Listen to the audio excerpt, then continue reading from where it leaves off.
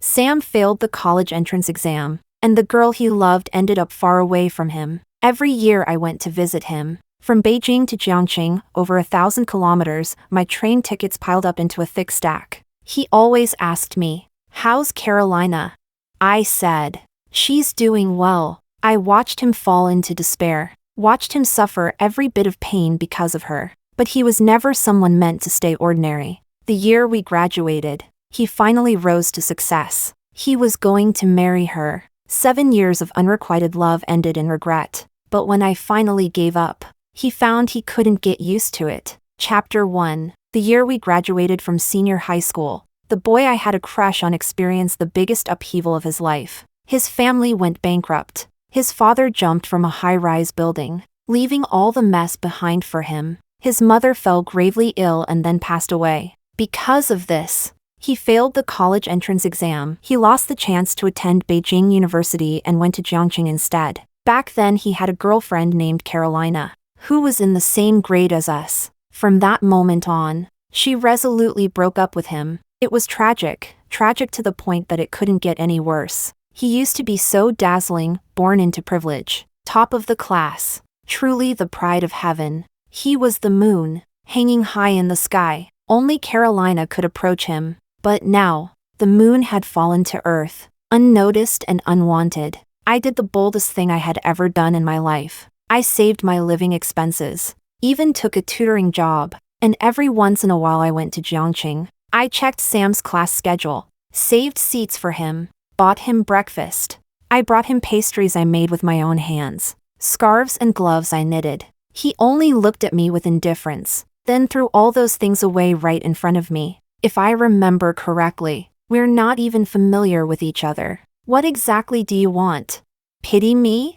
Yes, before this moment. To him, I was probably just a classmate he had barely spoken to. I looked up at him and said nervously, "No, because you helped me. Half a year ago, when my mom got severely ill, you secretly transferred me 100,000 yuan. He hadn't allowed the homeroom teacher to tell me, but by coincidence, I happened to pass by the office that day and overheard it." Sam froze, and after a long while, he spoke, sounding a little self-mocking. "I've helped many people, yet now, I was the only one standing in front of him." I said, "I will return that money, but I also want to repay the kindness." He kept his hands in his pockets, glanced at me without emotion. "Do as you wish." Chapter 2. After that, I went a few more times, but I couldn't see him every time. I didn't have his contact information, so I could only stand downstairs and wait. Every time, I only waited for 5 hours. If he didn't show up, I left. His roommate tried to persuade me. "Sam, he's only good looking, but his temper is awful and stubborn. Don't come looking for him anymore. He seems to like some girl. His phone wallpaper is her photo, and he has a pink little keychain, super cute. He doesn't let anyone touch it. Probably a gift from that girl." I nodded. I said I knew. I had even seen that keychain. I heard Carolina gave it to him for his birthday, something bought casually from a street stall. Yet he loved it so much and used it for so long. I said, "I don't mean anything else. I just want to help him." Over these days, I roughly learned some of Sam's situation. I knew he often skipped his major courses and had several deductions, that he had insomnia every night and couldn't sleep well, that he was spiraling in self-destruction. I couldn't just ignore him, even if he didn't need me at all. The guy hesitated for a long time, then finally told me, "I'll tell you where he is.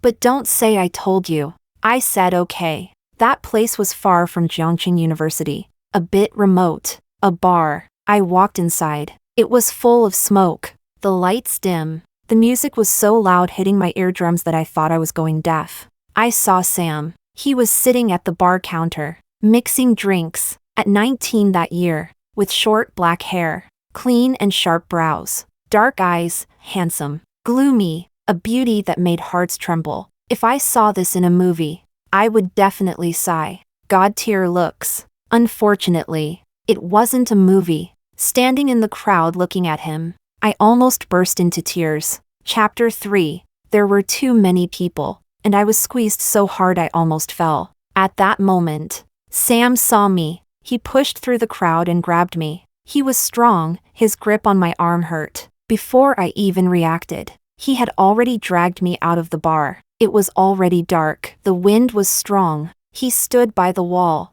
lit a cigarette, and asked, "How did you find this place?"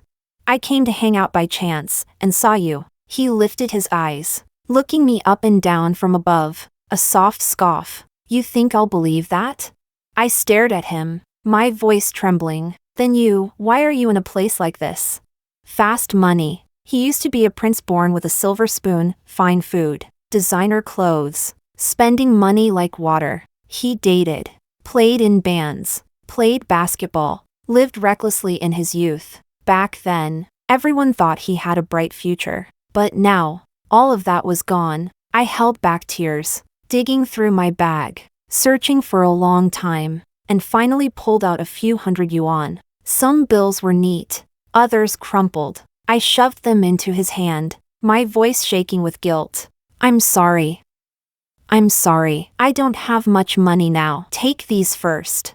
I'll repay you soon." "Don't be like this. You're so smart. Even if you didn't get into Beijing University, you'll still have a great future." He lowered his eyes and looked at me, gaze dark and unreadable. My mind was in chaos. I said whatever came to mind. In the end, I gritted my teeth and told a lie. "Carolina is still waiting for you. I heard she's been arguing with her family for you. You can't disappoint her, right?"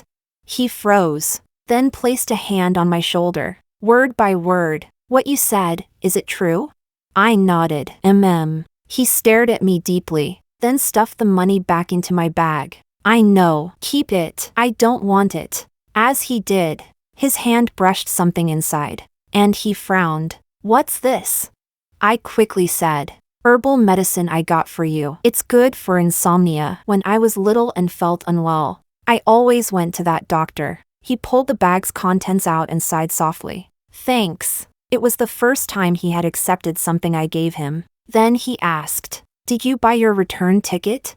I shook my head. Normally, I would take the afternoon train back home. But this time, after crossing half the city looking for him, time flew by. I didn't know when I could return, so I hadn't bought it. He took out his phone, tapped for a while, then took my bag. "Let's go." I followed behind him, watching his back. His shadow stretched long under the streetlights, and I stepped on it. My heart stuck somewhere between rising and falling. The night felt endless, dreamlike. In the end, Sam escorted me to the station. Before I entered, he recited a string of numbers. After speaking, he paused. "This is my new number. Call me if anything happens." I lit up with happiness. A moment later, he added, "I can't reach her. If you hear anything about her, please tell me." Chapter 4. After getting on the train, I saved Sam's number, but I didn't dare add him on WeChat. After the incident in his family, other than the college entrance exam, he never came back to school. He changed all his social media accounts, cut ties with everyone, except Carolina. At first, the class would still mention him occasionally, but after everyone started college and got busy, that group chat hadn't had a message in ages. I had no interaction with Carolina, or rather, I only knew her one-sidedly. I made some effort and asked my friend Roxana to find out about her current situation. I heard that after entering university, she had already dated several boyfriends, all of them rich, handsome, and high status. After saying this, Roxana sighed. As expected of Carolina, the campus goddess, she's never short of admirers. But honestly, I still think Sam was the most amazing one. Don't you think? Aw, what a pity. Yes, what a pity. If Sam's family hadn't collapsed, he definitely would have gotten into Beijing University and continued his golden couple romance with Carolina. I stayed silent and didn't answer. Roxana glanced at me. By the way, back in high school, probably more than half the girls liked Sam. I wonder how he's doing now, a fallen legend. But why are you suddenly asking about Carolina? You never cared about this stuff before. I gave a small smile, just asking casually. That night, after showering and lying down, I suddenly received a text. It was from Sam. "The medicine you gave me, I drank it. It worked very well. Thank you. I was thrilled, gripping my phone. I sat up in bed and replied, "Glad it helped." He didn't reply again. I sighed. About 20 minutes later, the phone lit up again. "How is she?" My heart instantly sank. How was I supposed to answer him? Sure enough, people shouldn't lie easily. A single lie requires countless lies to cover it. "She's doing well. She even went traveling recently. She hasn't dated anyone." The first half was true. The second half was false. Chapter 5. Sam and I continued contacting each other on and off like that. He quit the bar job and slowly got back on track with his studies. Sometimes, I asked him how he was doing, whether he could keep up with classes, whether he was sleeping better. He answered each question one by one. No extra words, but not distant either. Of course, in the end, the topic always circled back to Carolina. Half of what I said was made up. Half was what I managed to find out. She joined a city dance competition. She won some award. She traveled somewhere again. Carolina was getting better and better. Sometimes, I felt disgusted with myself. I felt like a rat hiding in a gutter, secretly spying on someone else's life. But it was the path I chose, so I had to walk it to the end. Some time later, he was too exhausted, got sick, was hospitalized, and needed surgery. His roommate slipped up while chatting with me. I took leave overnight and went to take care of him. The day he was discharged, I went to handle the paperwork, and he stood by the door, calling my name seriously. "Eva."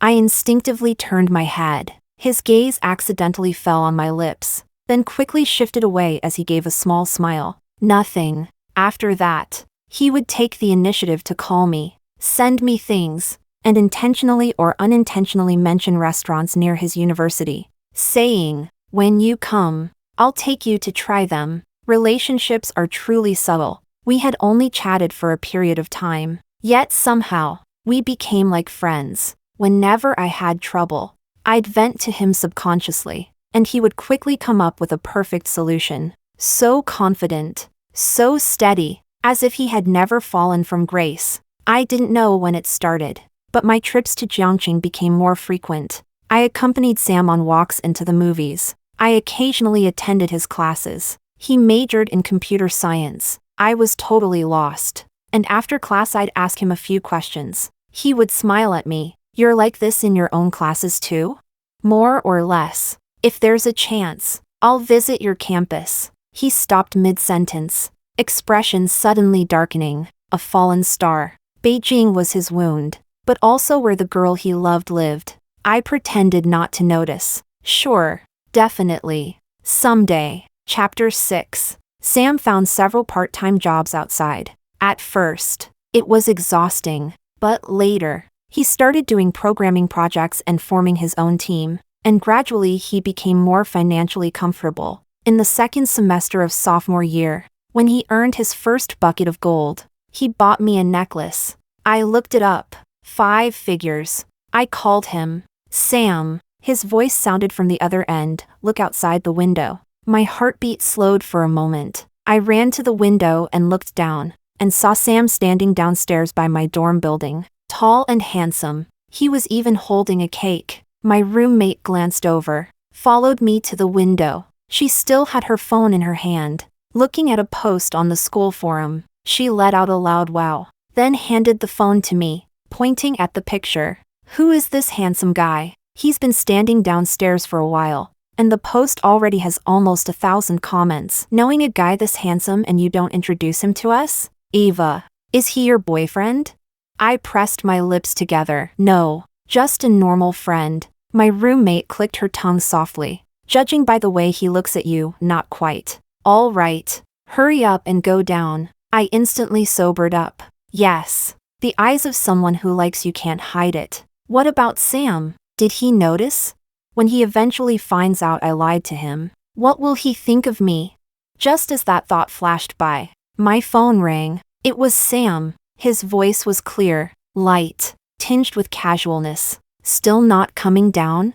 "I'm coming." He specifically came this time to celebrate my birthday. In a year, I had gone to Jiangqing 12 times, but this was the first time he returned to Beijing for me. After dinner, He walked me back to campus. Halfway through, his gaze suddenly froze. Looking ahead, I followed his line of sight, and my hands and feet instantly turned cold. It was Carolina. Chapter 7. She was wearing a white dress, her long hair slightly curled, her brows and eyes still beautiful, talking to the man beside her. The point was, their hands were clasped together, under the streetlights on a long night street. A lone man and woman. I was caught off guard by the scene before my eyes, and instinctively grabbed Sam's hand, pulling him into a corner. The light dimmed. My throat felt dry, carrying something like a plea. Don't go out to look for her now, okay? I'll explain to you later. For so long, I had been using Carolina to encourage Sam. I told him Carolina was still waiting for him, that she didn't have anyone else around her. But now, reality proved otherwise. His girl had already been tangled up sweetly with someone else. I was extremely nervous, like I had committed an unforgivable sin. I didn't dare turn around to look at Sam's face. After a long time, his voice finally fell from above my head. Beijing in May was already a bit stifling. Sam and I stood very close. Close enough that I could clearly hear his breathing. Only when Carolina walked away did I finally exhale. But at the same time, I knew, Sam and I. This was it. I had lied to him, even if he didn't blame me. From now on, he would never want to see me again. Tell me, what's going on? He said. I slowly raised my head. Looking at Sam, there wasn't much expression on his face. His left hand was still holding the dessert he bought for me earlier, but the string on the paper bag had already been crushed slightly out of shape by his grip. I licked my lips and explained everything to him, sentence by sentence. He listened quietly. After a long time, when I finished, he was silent for a moment, then stared at me, his tone drawn out and slow. Eva, what is our relationship? Is it really worth you going through all this trouble for me? What relationship indeed? I liked him, but that was only my own business. All of this past year's connection was because of Carolina. I opened my lips. Sorry. He hummed softly, then handed me the dessert in his hand. It's almost here. You go back by yourself. I still have something to do, so I'll head back to Jiangqing first. I said, okay, I'm leaving. After saying that, he didn't look at me again, walked to the roadside, and stopped a car. I didn't know where the courage came from, but I chased after him, pulling his hand from behind. Sam. He lowered his eyes to glance at me. I asked him, you'll continue to become better, right? He smiled, not impatient at all. Otherwise, I can't possibly waste your painstaking efforts. I looked up at him seriously. That's good. And Carolina? He cut me off, his tone carrying a hint of self-mockery. I don't blame her. She's excellent and beautiful, with so many people coming and going around her. She never had any reason to wait for me. I was speechless. He chuckled lightly. Besides, the way I am now, I really don't have the qualifications to stand in front of her. Just give it some time. It won't take many years. I'll come back to find her. I also laughed, though it felt like crying. Then I wish you a bright future. Even after discovering the truth, knowing Carolina didn't deserve his love, he still liked her. In that moment, I finally understood I had lost completely. And much later, I learned that Sam had actually been very busy at that time. In order to rush back to celebrate my birthday, he had stayed up several nights in a row and even turned down a very important conference, almost missing the project that later helped him gain his foothold. Chapter 8. After I went back, my roommates saw me and all started teasing, telling me to ask Sam to treat them to a meal another day. I'm really not close to him, and he won't be coming again. Really? But I think you two suit each other. Why not give it a try? I reflexively asked. Suit each other? My roommate nodded. Yes, and the reason you never date anyone is actually because of him, right? I didn't deny it. I only said, he has someone he likes. My roommate froze. That's a pity. As for the post on the forum, someone had taken a picture of Sam and me at the school gate and posted it in the comments. Don't even think about it. This handsome guy already has a girlfriend, and she's a great beauty. This girl looks familiar. Isn't she from the foreign languages department? Aw, I know her. Lots of people chase her but didn't expect her boyfriend to be this handsome. No wonder she doesn't look at anyone else. I stared at it for a long time, then saved the picture. Then I sent Sam a message and forwarded the post to him. This school had quite a few old high school classmates. I was afraid it would cause him trouble. He replied instantly, got it. A few minutes later, when I refreshed the page, the post was already gone. Later, just as I expected, for a very, very long time, we didn't talk anymore, and I didn't go to Jiangqing again either. He occasionally posted a few pictures on Moments. He looked busy and fulfilled. I read every single one, but never liked them. Knowing he was doing well was enough. Later, I heard news about him again from Roxana. Recently, someone said they saw Sam in Jiangqing. Word is he's starting a business and seems to be doing well. I was silent for a moment. At that moment, I didn't feel much emotion, because I had always known, with his ability, this day would come. That's good. Roxana sighed. Do you think Carolina will regret it? But even like this, compared to her rich second-generation boyfriends, Sam still can't compete. Just starting a business, whether it would succeed or not was still unknown. I changed the subject. And you? How are things with your boyfriend lately? Roxana snorted, complained to me for a bit, then asked, right. And why haven't you dated anyone? I've heard so many people are chasing you. I said, no rush. After graduation, thinking about it now, it was kind of ridiculous. All these years, when I saw any guy, I couldn't help but compare him to Sam. This one wasn't as tall. That one wasn't as patient. Comparing and comparing, I finally realized that, deep down, I had never forgotten him. Chapter 9. In the spring of the second year, I went traveling to Jiangqing with Roxana. She had prepared the itinerary in advance, dragging me around from morning to night, from Kilit Ing to Jiangning Tower. At night, we collapsed onto the big bed in the hotel room. She suddenly turned her face toward me and asked very seriously, Eva, have you been here before? I had. Many, many times, but I didn't dare say it. Because he was here, if I said it out loud, I always felt my feelings would no longer stay hidden. Why do you say that?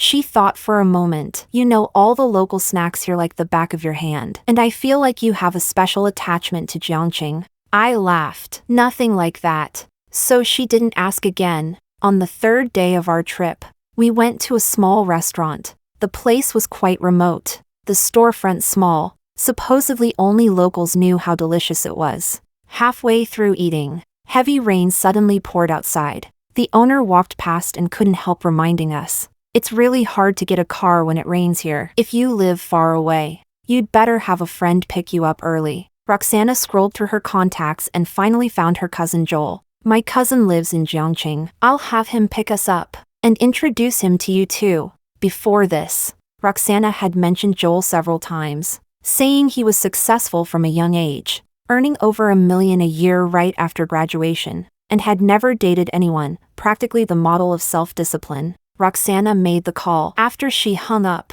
she sighed. My cousin says he's busy and can't come, but he has a friend nearby. The rain kept falling. I stared out the window for a long, long time, so long that eventually, I saw a familiar figure. He got out of the car, holding an umbrella, walked over, opened the door. His gaze swept around the inside, and finally landed on me, then quickly moved away. As if he didn't know me. Then, he picked up his phone and made a call. Roxana's phone rang. She answered, and when she saw Sam standing at the door, she couldn't hold back and blurted out, holy shit. We followed Sam outside. He opened the car door and carefully helped us get in, then asked for the destination. The whole ride was silent. Roxana sat beside me, sending me messages. Holy shit. This is Sam, right? How is he getting even more handsome?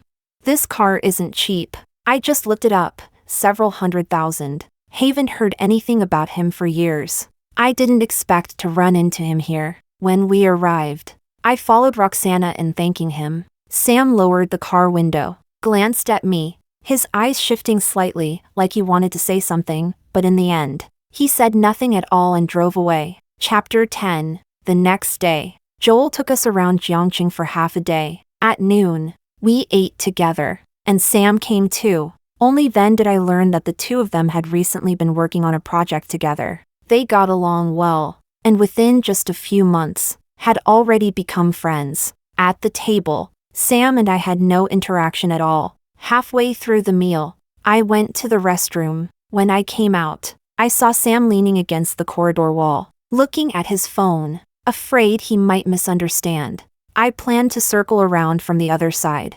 I had barely taken a few steps when a clear voice sounded behind me. Eva. I turned around. Sam walked up to me, lowered his gaze, and looked at me. He said, "It's been half a year, hasn't it?" I pressed my lips together. "I didn't come because of you. Don't misunderstand." He looked at me, not sure what he was thinking. A long moment passed before he finally looked straight into my eyes and said in a low voice, "But I came for you. That day when it rained, I was in a meeting. Joel mentioned your name, and that's why I agreed to pick you up." I froze. He continued, "Do you still remember the spicy hot place in front of my school? Every time I walk by, I think of you." Of course I remembered. It was the first time we ever sat at the same table to eat. I had spent half a day on a train and was starving. I sat across from him, eating bite after bite. He watched me, then suddenly laughed and said I was the girl who could handle spice better than anyone he'd ever met. But how many girls had he ever really known? That better than anyone, in truth, only compared me to Carolina. Carolina liked sweet, light flavors. Half of her social media posts were exquisite desserts. At this moment, I asked him, "Really?" He nodded, sighed softly. "I'm too busy this time. Next time you come, I'll take you to eat there." He spoke to me as if there had never been deception or a long period of silence between us. I suddenly wondered, during the past half year without me, had he also felt something missing? And now that he took the initiative to extend a bridge between us, how could I pretend not to see it?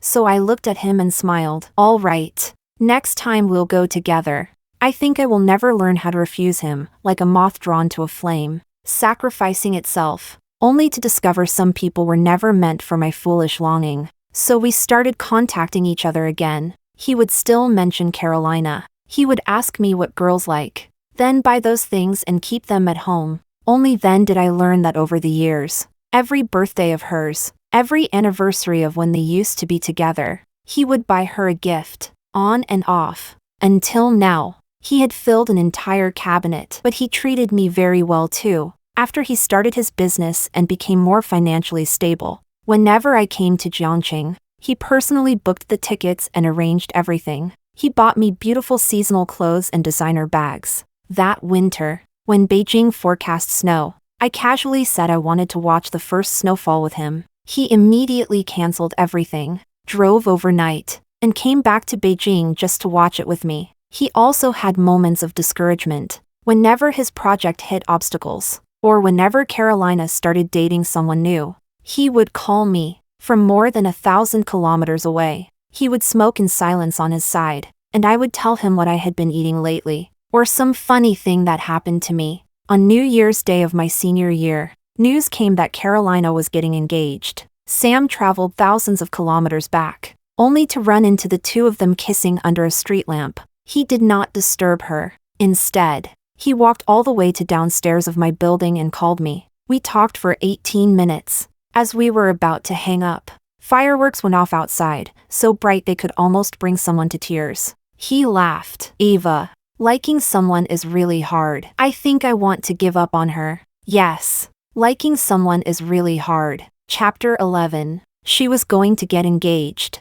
so he decided to give her up. He was so heartbroken, and I should have shared his sorrow. But shamefully, I was actually delighted. People really become greedy so easily. At first, I only wanted him to live well. Later, as we grew closer, watching him love someone else, I began wishing, if only he liked me instead. And now, I was the only woman around him. Did that mean I had a chance? Sam kept his word. After that, he truly never mentioned Carolina again. He messaged me every day. He would come to Beijing to see me. He knew my period, knew my daily class schedule, knew my favorite songs, my favorite celebrities. In the summer, he finally graduated and returned from Jiangxing to Beijing. I also moved out from my family home. He had found a place for me in advance. When I moved, he followed me around for days, helping with everything, carefully checking each item. Afraid I wouldn't live comfortably. He had lost both parents young, fallen from the clouds, and experienced the coldness of the world too early. He taught me how to deal with people, how to think long term. He arranged my work for me, settled everything on my behalf. When Roxana learned about it, she sighed. I knew it. That time in Jiangxing, I definitely felt something between you two. The way he looked at you, he definitely likes you. As for Carolina, that's ancient history. He let go a long time ago. In October, I went to a dinner gathering with colleagues. When it ended, I had drunk a little too much. My colleague held my phone and asked whom to call. I looked at the contact list, hazy from the alcohol, and pointed at Sam's name. Call this one. The call went through. He picked up immediately, with a gentle smile in his voice. Ava, what's wrong? My colleague looked at me and asked, is this Sam? Ava drank too much. Could you come pick her up? Sam paused. Then his voice dropped low. Address. Before long, Sam arrived. His brows furrowed as he helped me into the car. He drove to my apartment building downstairs. He seemed a little angry, speaking to me in a cold tone. Next time this happens, tell me beforehand. What if something happened to you? Do you know how much I had liked him for so many years. Seeing him seriously scolding me like this, it made my heart flutter, and also ache a little. I looked at him. Maybe it was liquid courage, but I reached out, wrapped my arms around his neck, and kissed him. His words were cut off instantly. He froze, almost pushed me away. Feeling wronged, I called his name over and over, and eventually I cried. I like you, Sam. I've liked you for almost 7 years. He was silent for a long time. By then, my drunkenness had all but vanished. Our eyes met.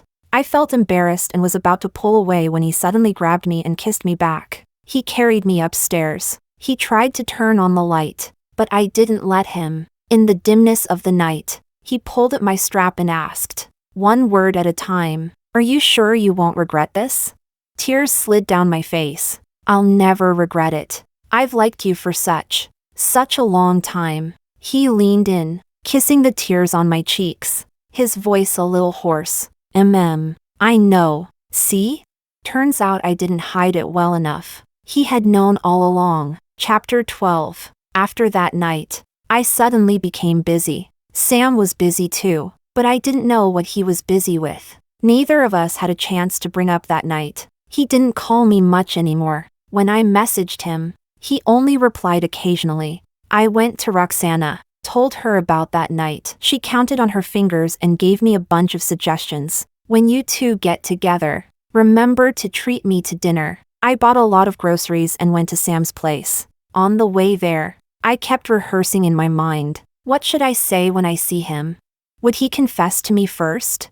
I rang the doorbell. Sam came to open the door. When he saw me, he froze for a moment. You're here. I carried the groceries and walked toward the kitchen. He helped me. After cooking, I brought the dishes to the table and saw a keychain on the table. Pink. In that instant, I understood everything. I picked up the keychain, but before I could take a good look, Sam rushed over, snatched it from my hand, and said in a cold voice, "This is important to me. Don't touch it." He probably didn't know that I had long known who gave it to him. He said he would give up on Carolina, and I had thought he had thrown away all these things. Turns out he hadn't. I smiled, not showing any cracks, nor confessing to him. Okay. After dinner, he went to wash the dishes. His phone was left on the table, and the screen lit up. I saw a message. Carolina, I'll go to your place later. Make dinner for me, okay?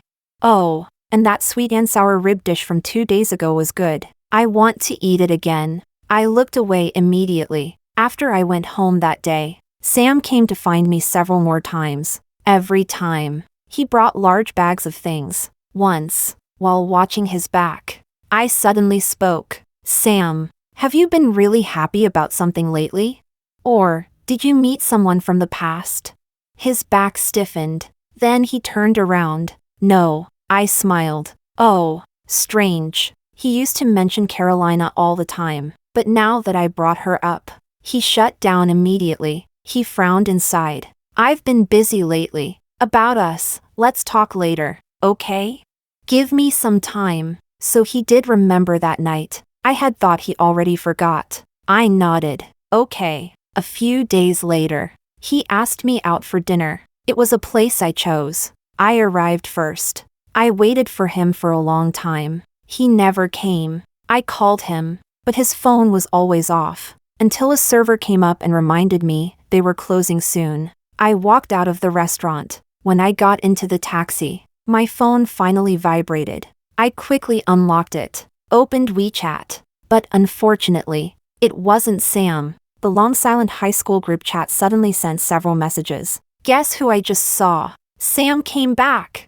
He and Carolina look just as perfect as before. They're together again. He's driving a luxury car worth several million. Crazy. I remember his family went bankrupt back then. He didn't get a single cent. Now he's self-made. Sam is incredible. Then 2 photos were sent. I opened them. It was Sam and Carolina having dinner at a Western restaurant. Anyone seeing it would say they were a perfect match. The group got lively. Someone dug up Sam's recent interview. He's a rising tech star now. His team developed an app that sold for a sky-high price. Our company's been talking about him non-stop these last few days. Someone asked, but wasn't Carolina about to get engaged?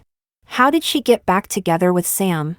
After this message, the group chat went silent. There was a girl in the group, Carolina's best friend. She spoke. Something happened. The engagement was called off. She and Sam are dating normally now. Their dinner today was to celebrate Sam's success. I stared at that sentence many times. Then I closed the chat. Chapter 13. I had stayed with Sam for 4 years. I'd seen him at his most miserable. I had never given up on him, never looked down on him. And now, he had changed cars. Interviews were everywhere. He finally rose again and reunited with his old love, and I was the last to know. Not long ago, I had still been happily imagining we would end up together. Now it seems I was far too naive. Roxana saw the messages in the group chat and immediately called me. I found out what happened. Carolina's fiancé's family got into trouble, and they dragged her family down with them. Now no one wants to help her. Sam just happened to return, and for Carolina's sake, he took over that mess. It's only been about half a month, so that was it. No wonder he had suddenly become so cold toward me. What does he even mean by this? I'm going to ask him, why on earth would he treat you like this? What? Your youth doesn't count? He knows perfectly well that you like him. You did so much for him, and now that he has money, his white moonlight looks back once, and he tosses you aside? What a jerk. At that moment, I should have been crying. But hearing her words, I actually laughed. All right. It's not worth asking. We're all adults. He kept me company for so long. Helped me a lot. Let's end it here. From now on, I won't like him anymore. When did I start having this thought? Probably when I saw that keychain. I went to him full of expectations, ready to confess. And all he cared about was that keychain. Just in that instant, I felt exhausted. I had loved Sam to the extreme. One more step forward would only hurt both him and me. So I won't like him anymore. Chapter 14. Giving up on Sam was much easier than I imagined. I used to love checking his moments. I would open his profile more than 10 times a day. Every voice message he sent, I would listen to it multiple times, afraid I might miss something. Looking back now, it all seems ridiculous. I blocked Sam, threw away everything related to him, including those train tickets. I also went online to find an agent, wanting to move. After all, Sam had found this place for me. He had been here too many times. Everything carried traces of him. As long as I saw them, it was hard not to think of him. On the 3rd day, I saw Sam downstairs at my company. His brows were tense as he stopped me and asked straightforwardly, "Why did you block me?"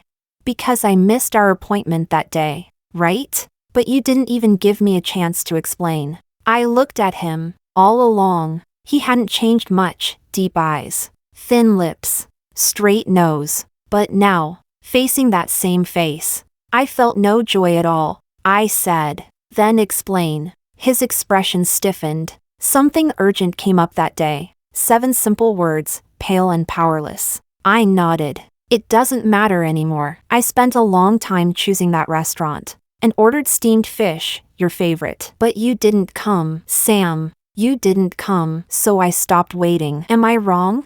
He frowned, staring deeply at me. That's not what I meant. Just then, some colleagues passed by. They looked at Sam and smiled. Your boyfriend came to pick you up that night when you got drunk. He was so worried. Yeah, your boyfriend really cares about you. Since that day, the whole company had been saying that I had a tall, rich, handsome boyfriend. I denied it, but no one believed me. No way. He looked at you like you were the only person in the world. Obviously he cares a lot. Seriously, when will I find a boyfriend like that? I'm jealous. At this moment, I exhaled, then pulled Sam closer and, in front of them, asked him, "See? Everybody misunderstood. Since you're here, help me clear it up." He lowered his gaze, his voice a little cold. Clear up what? Of course, our relationship. Tell them you're not my boyfriend. My colleagues were stunned. Huh? Handsome guy. You're really not Ava's boyfriend? Sam's eyes stayed on my face, filled with anger and probing, as if he wanted to stare a hole right through me. A long moment passed before he finally laughed. There was a hint of gritted teeth in that laugh. I'm not. Chapter 15. Now that Sam had money, his way of apologizing also became simple. He started sending things to me every day, each one more expensive than the last. He thought my unusual behavior now was only because he hadn't shown up for our appointment. He called me using someone else's phone. His voice was a little tired, dragging slightly as he asked, "Are you done being mad? Are you free this Saturday? I want to see you." I said, "I'm not angry, I just don't have time." He didn't believe it. "If you're really not mad, then take me out of your block list." My emotions were complicated. Once upon a time, I had longed for his messages so desperately. A single word from him, a single sticker, could make me happy for a long, long time. I said, "Stop calling me. I have things to do." After saying that, I blocked that number too. But I didn't lie to him. I truly did have plans this Saturday. I had to travel for work. I stayed for several days, and even ran into Joel. When he saw me, he raised an eyebrow. "It's you?" I smiled. "Yes. Because of work, we met several more times, and even had meals together. The day before returning to Beijing, after dinner, Joel drove me back to the hotel. Just as we arrived downstairs, I saw someone completely unexpected. Sam. He was standing beside his car, holding a phone to his ear, making a call. Whoever he was calling didn't pick up. After a moment, he lowered the phone, then kicked the car in frustration. Instinctively, I pulled out my own phone. I saw over 30 missed calls, and several messages, all from the same unfamiliar number. Just then, Sam looked up and saw us. He walked over. His gaze landed on Joel, and his tone was a little strange. "What are you doing here?" "I had some business here and happened to run into Ava." Sam gave a soft laugh. "Since when are you two this close?" Joel nodded. "We get along pretty well. But don't you have a project wrapping up these days? How do you have time to come all the way here?" From Beijing to here, driving took at least 6 hours. Sam's expression suddenly dimmed. He stopped looking at Joel and turned to me instead. "I have something I want to talk to you about." Hearing this, Joel glanced at me. "Want me to walk you upstairs?" I shook my head. "No need. You go ahead." This was just between Sam and me. There was no need to involve anyone else. Chapter 16. After Joel left, Sam finally looked at me. There was almost no expression on his face. Appearing a bit gloomy, he asked, "What's wrong with you? You actually got close to Joel? Has something been bothering you lately? Tell me. I'll take care of it." I looked at the man in front of me and shook my head. "Nothing. Besides, Who I spend time with is my freedom. I don't need to report to you. Aren't you busy? Go back. As I said that, I walked past him. The next second, someone grabbed my wrist. His strength was great. I'm talking to you, Eva. I exhaled slowly and looked at him coldly. You really want to know, right?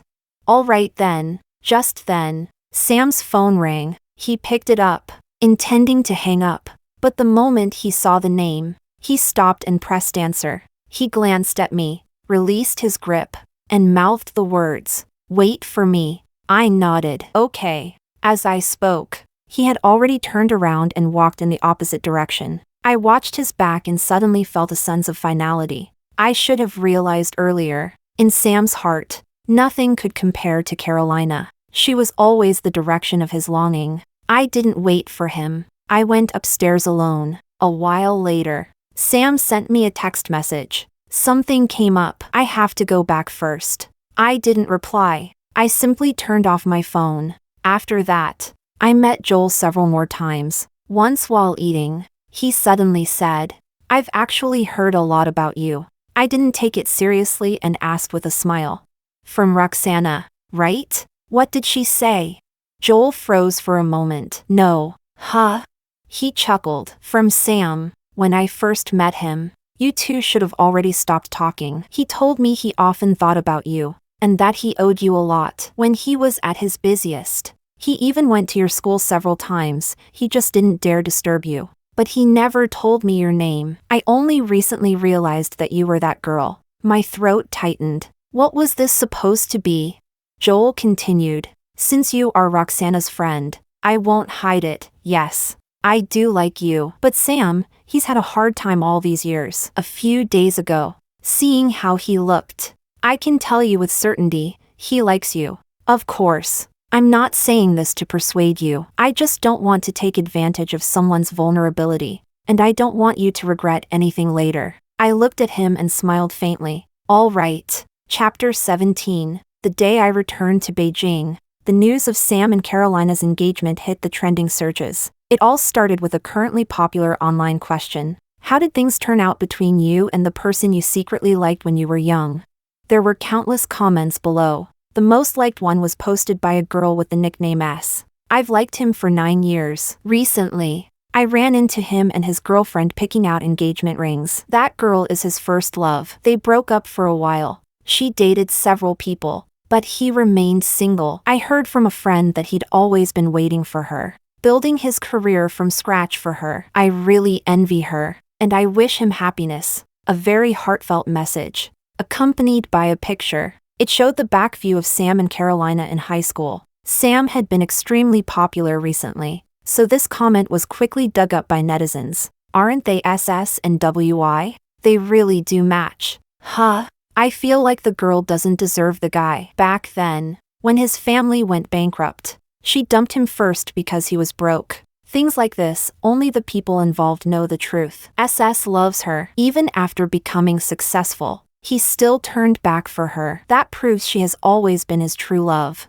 I read for a while, then left a comment. Locked in, wishing them well. I didn't rush home. Instead, I went to view some apartments. Luckily, I quickly found one I liked. After signing the contract, I went home to pack. Halfway through, someone pressed the doorbell. I thought it was Roxana, but when I opened the door, it was Sam. He lowered his head to look at me, appearing almost cautious. "When did you come back? Have you eaten dinner? What do you want? I'll cook for you." I said. "No need. Leave. I don't want to see you anymore. You're getting engaged to Carolina, right? Isn't that great news? Why didn't you share it with me?" Sam pressed his lips together. "How did you know? Is that why you've been ignoring me? You two are so high profile. How could I not know? But I'm not ignoring you because of that. I just think liking you is really exhausting." Hearing this, Sam stepped forward, grabbed my shoulders. His breathing grew heavier. "That's not what you think. Her family ran into trouble. She came to me, asked me to act with her. The engagement is fake. I always wanted to tell you, but every time the words reached my lips, I couldn't say them. Before, he didn't like me, so he could mention Carolina in front of me without hesitation. But once he realized his own feelings had changed, he felt guilty even saying her name in front of me. I pushed him away. So what? Sam, just because you turned back, do you think I must keep standing right where you left me? Sam's jaw tightened. Give me time. Let me chase you, okay?